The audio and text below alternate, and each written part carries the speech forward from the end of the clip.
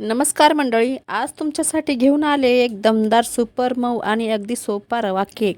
कोणत्याही ओव्हन नाही, कोणतीही मोठी तयारी नाही, फक्त घरातले साधे साहित्य आणि 20 मिनिटात तयार होणार परफेक्ट स्पॉन्जी केक. जर तुम्हाला असा रेसिपी हवा आहे जो नेहमी यशस्वी होणार असेल तर हा व्हिडिओ शेवटपर्यंत बघा, कारण आजचा रवा केक तुमच्या घरातील नवी हिट रेसिपी होणार आहे. तर रेसिपी पूर्ण बघा. रेसिपी आवडली असल्यास व्हिडिओला लाईक, शेअर, कमेंट जरूर करा. माझ्या चॅनलला एक सबस्क्राईब नक्कीच करा. चला तर रेसिपी बनवायला घेऊया. इथे मी एक मिक्सरचं भांडं घेतलं आहे आणि त्यामध्ये मी 2 कप हा रवा घेतला आहे. रवा कुठलाही घेऊ शकता, कारण आपल्याला याला वाटूनच घ्यायचा आहे. आता या रव्यामध्ये मी 1 चम्मच बेकिंग पावडर आणि अर्धा चम्मच बेकिंग सोडा टाकून घेत आहे. तुमच्याकडे जर बेकिंग पावडर, बेकिंग सोडा नसेल तर तुम्ही 1 इनो पुडी पण टाकू शकता. आता इथे 3 ते 4 इलायची फोडून टाकायचे आहेत. तुमच्याकडे जर व्हॅनिला एसेन्स असेल तर तेही तुम्ही टाकू शकता, किंवा नसेल तर तुम्ही अशी इलायचीही टाकू शकता. आता याला आपल्याला वाटून घ्यायचं आहे. याच्यात चिमूटभर मीठ टाकून घ्यायचं आहे. आता याला वाटून घ्यायचं आहे. तुम्ही ना काय करा, एकदाच मिक्सरचं मोठं भांडं घ्या आणि मोठ्या भांड्यात तुम्ही असं करू शकता. तर माझ्याकडे मोठं भांडं नाही म्हणून मी मिक्सरमध्ये छोट्या भांड्यामध्ये मी 2 वेळा वाटून घेणार आहे. जर मोठं भांडं असेल तर त्यात तुम्ही सर्व एकदाच वाटून घेऊ शकता. तर ते हे वाटून घेतलं मी. हे इथे एका बाउलमध्ये काढून घेतलं आहे.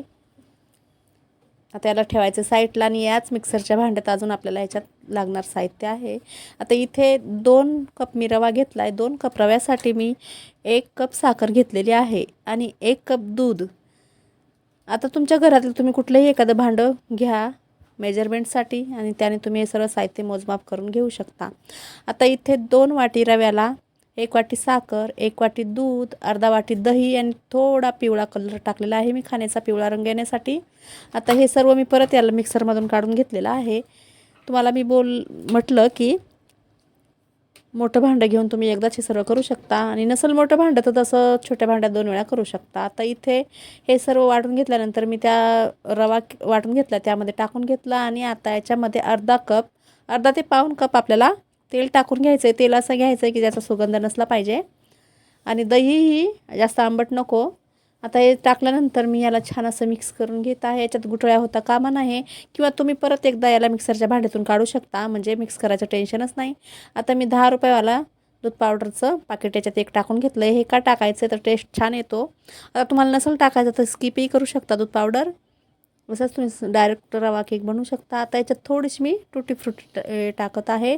पाहिजे तर तुम्ही ड्रायफ्रूट्सही टाकू शकता थोडे कापून, किंवा स्किपही करू शकता. आता याला परत एकदा छान मिक्स करायचं. इथं ठेवायचं साईडला. इथे डब्बा घ्यायचा आहे. डब्याला आता आपल्याला तेल थोडं लावून घ्यायचं आहे. तुमच्याकडं जर बटर पेपर असेल तर तुम्ही बटर पेपर टाकू शकता, किंवा अशा प्रकारे तेलही लावू शकता. आता तुमच्याकडे जर केक टीन असेल तर तुम्ही तेही घेऊ शकता. तर मी हा असा डब्बा घेतला आहे. तुम्ही असं कुठलाही एखादं भांडं घेऊ शकता, किंवा टोप घेऊ शकता. आता याच्यावर मी थोडंसं गव्हाचं पीठ टाकून घेतलेलं आहे. आता जे एक्स्ट्राचं पीठ आहे ना, ते असं झटकून ना असं काढून घ्यायचं आहे. हाताने असं झटकून काढायचं आहे, आणि जर नाही राहिलं एक्स्ट्राचं पीठ तर असंच ठेवायचं आहे. आता इथे बघू शकता मी हा डब्बा रेडी केलेला आहे, आणि हा केक बनणार आहे कढईमध्ये. तर मी कढई पहिलेच गरम करायला ठेवली आहे. ही प्रोसेस करण्याच्या आधी ना आपल्याला पहिले कढई 10 मिनटासाठी गरम होण्यासाठी ठेवायची आहे. तर मी कढई पहिलेच गरम होण्यासाठी ठेवलेली आहे. आता हे बाउलमधील सर्व मिश्रण मी या डब्यात काढून घेत आहे, पीठ आणि तेल लावलेल्या डब्यामध्ये, आणि वरतून थोडी मी परत टुटी फ्रुटी टाकून घेत आहे. पाहिजे तर तुम्ही याच्यावर ड्रायफ्रूट्सही टाकू शकता, पिस्ता किंवा बदाम किंवा काजूचे काप करून टाकू शकता, किंवा स्किपही करू शकता. आता इथे बघू शकता, इथे कढई मी 10 मिनटासाठी गरम होण्यासाठी मी ठेवली होती. त्यामध्ये मी ते मीठ टाकून घेतलं. हे मीठ मी बेकिंगसाठीच वापरते, म्हणजे असं काही बेक करायचं असेल तेव्हाच वापरते मी. आता याच्यात हा डबा ठेवून द्यायचा आहे, आणि 35 ते 40 मिनटं छान रवा केक हा बेक करून घ्यायचा आहे. 35-40 मिनटानंतर काढून घ्यायचा आहे.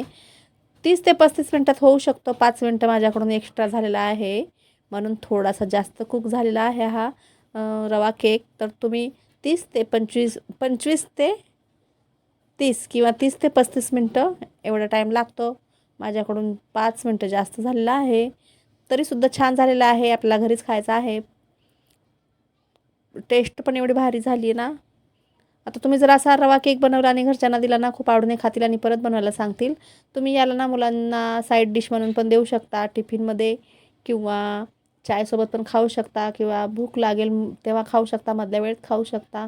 एकदा असं बनवून ठेवायचा आणि 8 दिवस आरामशीर हा रवा केक चालतो. फ्रीजमध्ये ठेवायचा डब्यामध्ये. मस्तच लागतो हा केक. आणि आपल्या घरातील लहान मुलं तर खूप आवडीने खातात असा केक जर बनवला तर. बाहेरून आणून देण्यापेक्षा असा घरच्या घरी बनवून दिला ना तर छान लागतो. आणि आपण घरी कसं बनवतो ते आपल्याला माहिती असतं, म्हणून आपण घरी बनवून दिला तर छान असतं. तर इथे मी आता कट करून घेते. आता बाजूचे पीस मोठे मी ते काढून बाजूला घेते आणि मध्ये मी टोस्टचा आकार देणार आहे. तुम्ही कसलाही आकार देऊन त्याला कट करू शकता. खूप छान झालेला आहे केक. आणि वरती असं का झालं आहे तर मी थोडं ह्याला ना चम्मचने मिक्स केलं होतं. आपल्याला कसं वाटतं ना की झाला का नाही बघायला पाहिजे. 30 मिनिटानंतर तुम्ही बघितलं तर थोडं मध्ये ना ते राहिलेला होता, म्हणून मी चम्मचने हलवलं होतं ना, त्यामुळे ते मध्ये तसं झालेलं आहे. पण टेस्ट खूप छान झालेला आहे.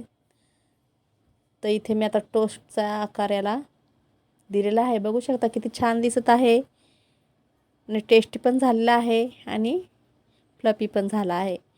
तर नक्कीच अशा प्रकारे रेसिपी ट्राय करून बघा. आणि घरातील बेसिक साहित्य, साधं सोपं साहित्य आहे. कुठलंच असं आपण जे आपल्या घरात जे साहित्य अवेलेबल असतं त्यातून आपण हा केक बनवून खाऊ शकतो. आणि ओव्हनची पण गरज नाही आहे, आपण कढईमध्ये बनवून खाऊ शकतो. तर नक्कीच अशा प्रकारे रेसिपी ट्राय करा आणि मला कमेंट बॉक्समध्ये सांगायला विसरू नका. तर माझी ही रेसिपी कशी झाली आहे ना तर मला सांगा.